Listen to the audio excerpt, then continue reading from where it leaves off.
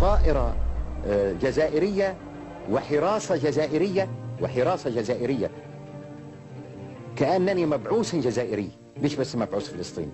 يعني يريد أن يقول للعالم أنه هذا الموفد الفلسطيني اللي اسمه ياسر عرفات مش جاي لوحده، لا، الجزائر وراه قلبا وقالبا. فهل لي أن أعبر عن ترحيبنا الحار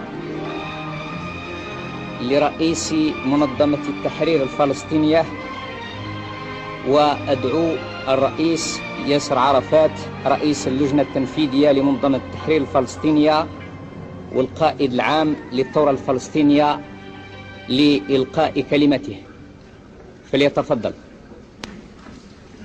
السيد الرئيس، أنتهز هذه الفرصة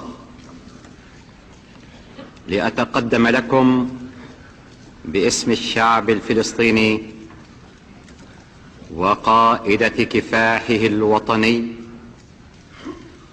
منظمة التحرير الفلسطينية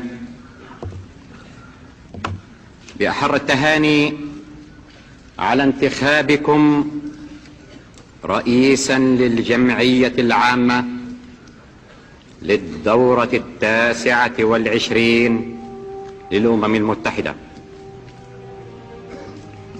ولا شك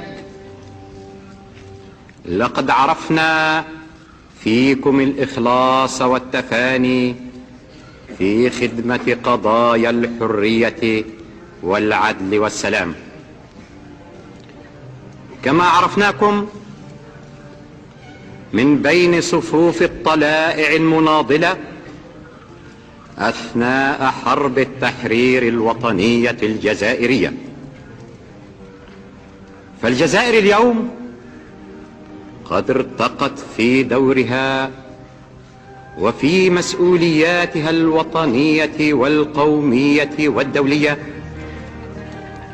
إلى مستوى رفيع حاز على تأييد واحترام دول العالم بأجمعها.